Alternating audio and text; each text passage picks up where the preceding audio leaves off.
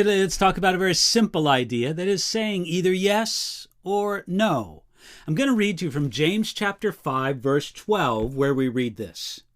But above all, my brethren, do not swear either by heaven or by earth or with any other oath, but let your yes be yes and your no be no, lest you fall into judgment.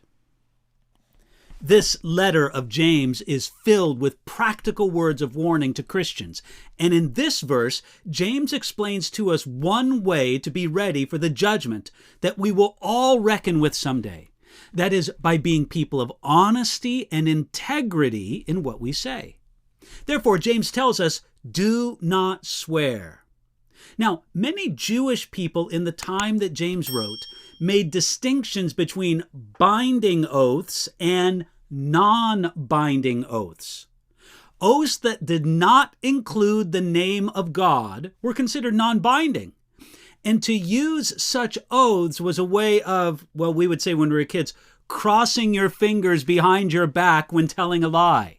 It's these kind of oaths that James considered here. Now, it's interesting to note that some have taken this word of James to be more than an emphasis on truth-telling and honesty. They take it to be an absolute prohibition of all oaths.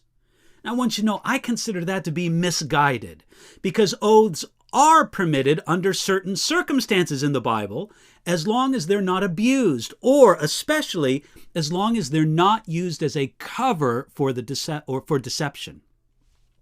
The Bible does not forbid the swearing of all oaths, only against the swearing of deceptive, unwise, or flippant oaths.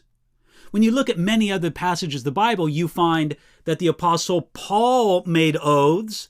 You can find that in Romans 1, 2 Corinthians 1, Galatians 1, 2 Thessalonians chapter 2. You'll find that Jesus spoke under oath in a court. You'll find that in Matthew chapter 26. And on occasion, God himself swears oaths. You'll find that in Luke chapter 1, Hebrews chapter 3, and Hebrews chapter 6. You see, James told us that instead of swearing any kind of oath to establish that you're telling the truth, we should simply let your yes be yes. Having to swear or make oaths betrays the weakness of our word.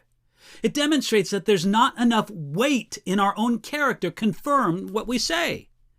How much better it is to let your yes be yes and your no, no. Why? Well, as James said, simply lest you fall into judgment.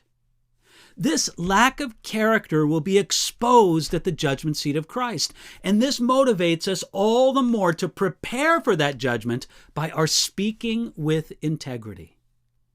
Yet the truth comes back to us. Do people believe our word when we say it? Is my yes received as yes, and is my no received as no? Of course, sometimes a person is entirely truthful, yet not believed. Jesus is the prime example of this. Yet, we should make sure that there's nothing in what we say or in our approach to the truth that gives other people valid reasons to doubt us. We should say what we mean, and we should mean what we say. And God helping us, we'll do that today.